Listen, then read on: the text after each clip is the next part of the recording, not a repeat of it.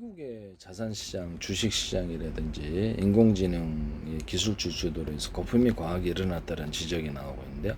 S&P 500이 7,500선을 상회한 우리나라도 역대 사상 최고로 올랐는데 내려왔습니다만 오르락 내려가면서 개미들 다 죽는 거 아닌가 모르겠네요.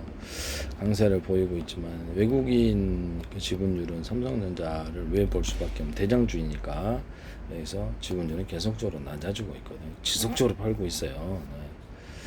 네. 작년부터 계속 팔고 있는데요. 지속적인 흐름이에요. 사모펀드들도 이렇게 환매요청이 계속되고 있어서 그들이 이제 주식을 팔아서 환매요청에 대응하거나 이렇게 할 수밖에 없는 상황. 부동산은 좀 이렇게 팔기가 이렇게 쉽지가 않죠. 그래서 주식 아니면 채권을 팔아야 되는 부분인데 그렇다고 자산을 운영 안 할 수도 없고 이런 상황입니다. 주식 아니면 채권을 팔아야 돼. 채권에서도 팔지도 모르죠. 일각에서는 이를 역사상 최대 규모의 버블로 평가하고 있다. 강한 변동성 위험을 경고하고 있다. 그래서 이게 적절한 가격이라는 게 있는데 그 이상을 넘어서서 투자가 되고 있다. 주식시장 이 얘기를 하고 있는 거예요. 그래서 거품이다 그러다 이런 거죠. 거품이다 이 보는 사람이 많다. 대형 기술주가 AI 인프라 투자 활동으로 시장 상승을 견인하고 있지만 가치 평가가 너무 이렇게 고평가됐다 이런 얘기를 하고 있어요. 포트폴리오 그래서 월가 자산 운용사들이 자기네 돈 굴리는 사람들이잖아요. 그래서 전략적 대전환을 시도하고 있고 선모펀드도 자금을 이렇게 팔고 있는 자산을 팔고 있는 이런 것이 계속 돈 돌려달라 그러니까 그래서 이런 부분이 있다. 그래서 규제 입부 디지털 자산 시장은 스테이블 코인 제도와 암호화폐 시장에 대한 미국 중심의 패권 재편 이렇게 진행 중. 상업용 부동산 시장은 신규 공급 통해서 회복세를 보이고 있고 글로벌 자금이 미국으로 들어가고 있다. 거래 규모가 반등하고 있다라고 나와 있습니다. 미국의 채권 시장은 미국의 어떤 자금 시장 규모가 어마어마해서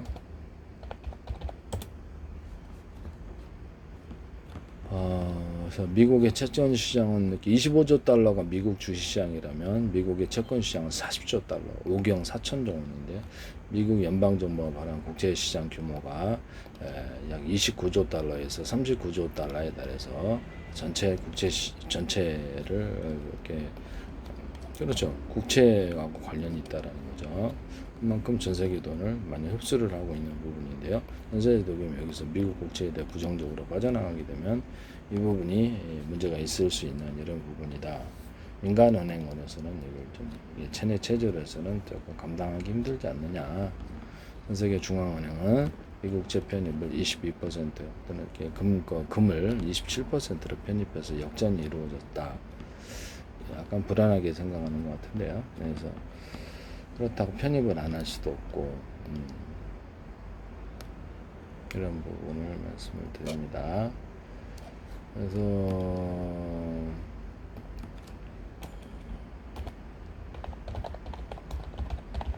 뭐 사모펀드들이 채권 시장에서도 이탈을 해서 저기들이 어떻게 대응하지 않겠어요? 이건 뭐 네네네.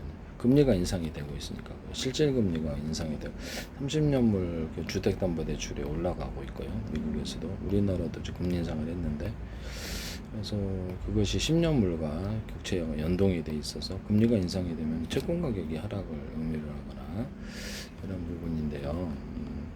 금리가 인상되면 주식시장에서 빌려서 했던 사람들이 그래서 주식 은행에다 돈 넣으려고 하거나 다른 대체 투자를 찾을 수도 있어요. 그래서 지금 마침 주식시장이 무한정 올라가기는 좀 어렵지 않느냐, 꼭지점에 도달하지 않았느냐 생각도 들기도 합니다만 정확히는 모르겠다. 주식시장에 있는 이상 계속 투자는 된다. 그러나 잠시 조정이 있지 않겠느냐라는 생각이 듭니다. 자기 돈 파산하면 되게 놔둘 사람은 아무도 없다. 미국 채권 시장이 지금 재정적자, GDP의 상당 부분을 차지하는 재정적자, 만기 도래 부채 10조 달러 구매했는데 정확히 모르겠는데 한번 가서 세워보세요. 구글 자료에 하면 그렇다. 대규모 국채 발행이 지속되고 있어 단기채가 늘어나고 금리가 인상이 되는 요인인데요.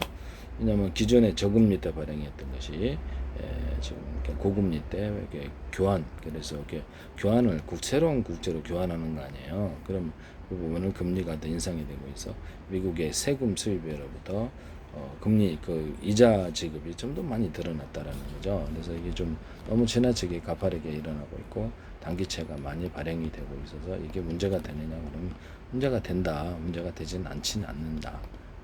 사람들에 대한 불안감이 여기서 미국에 또 한 번 금융위기가 발생하지 않는가라는 이런 저는 개인적인 시각에서는 그렇게 되게 위험이 높지 않냐 이렇게 국가 통화로 전환하고 저기서 사야 되는데 이게 얘기를 해도 관심이 없으세요. 참 이상하긴 한데 그래서 이렇게 미국 10년물, 30년물 국채 금리가 마지노선이었던 4.5%를 돌파했다. 국채 발행 물량이 증가하니까 민간 자금으로 사자니까 뭐 중앙은행이 흡수를 해버리면 경쟁자가 되어서 오히려 금리가 낮아질 수 있는 부분인데요. 사는 수요가 저렇게 미국 호르무즈 해협 전쟁으로 인해서도 사는 수요가 줄어든 거죠. 예. 그렇기 때문에 연준이 조용히 이걸 흡수를 하든가 언론에 내지 않고 유동성을 금융기관, 은행에 공급을 해서 스태그플레이션에서 파산이 이루어지지 않도록 그렇게 조치를 취해야 된다. 이게 시전에도 그 금융위기가 일어났을 때도 금리 인상을 했다가 그다음에 이렇게 금융위기가 일어났기 때문에 지금은 인플레이션 상황이라고 스태그플레이션 파산할 수 있는 상황이라는 거죠. 그렇기 때문에 금리 인상으로 되면서는 안 된다라고 말씀을 드렸습니다. 국가부채와 더불어서 이렇게 여러 가지 이렇게 미국 국채 매각이 매입 축소 움직임이 나타나고 있다. 그래서 채권시장 그렇지만 이렇게 미국이 국가 통화로 발행해서 이걸 흡수해 버리면 끝나는 부분인데요. 그리고 제 기술을 사야 돼요. 안 사면 세계 통화, 아시아 통화 촉진을 하게 될 거라고 생각합니다. 기술 패권이 없으니까 미국과 미국의 동맹들이 중국과의 무역에서 밀리고 있다. 자동차도 언제 밀릴지 알 수 없다. 그렇죠. 지금 자동차도 전기차로 지금 재편이 되고 있는데 일본이 섣불리 나서지 못하고 있어요. 내연기관차로 여행 그랬다가는 완전히 자기네 자동차 시장이 무너지니까 자동차가 일본에 수출에 있어서 엄청난 비중을 굉장히 거기에 비중이 높죠. 근데 이게 무너지면은 그래서 미 달러화 구조를 받치고 있는 일본과 한국조차도 영향 아래 들 수밖에 없는. 한국도 가전에서도 밀렸어요. 그렇게 되면 반도체라든지 몇 개의 품목밖에 없는데요.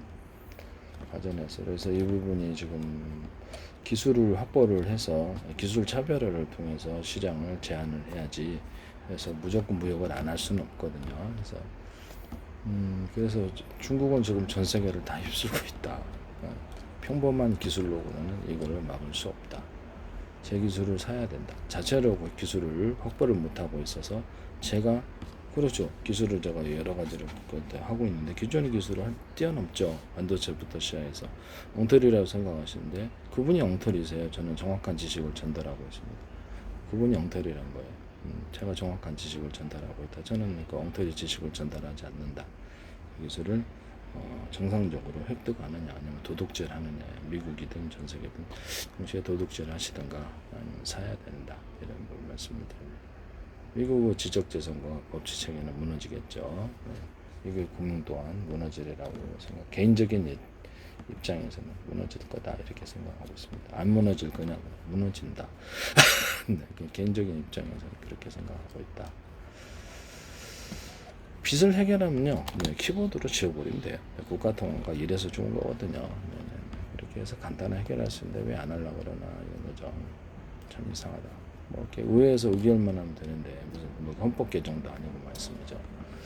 자기네들이 나라가 위험하거나 전 세계 미국 연방주가 깨질 위험이 있으면 뭐 그냥 하면 되거든요. 다른 거보다 이거보다 먼저 이거 급하게 하고 전쟁을 하더라도 전쟁 자금을 무한 자금 대줄 수 있는 거. 이게 참, 제 개인적인 입장에서는 그렇게 보이네요. 위험하다고 경고를 해도 무시하고 있는 상태.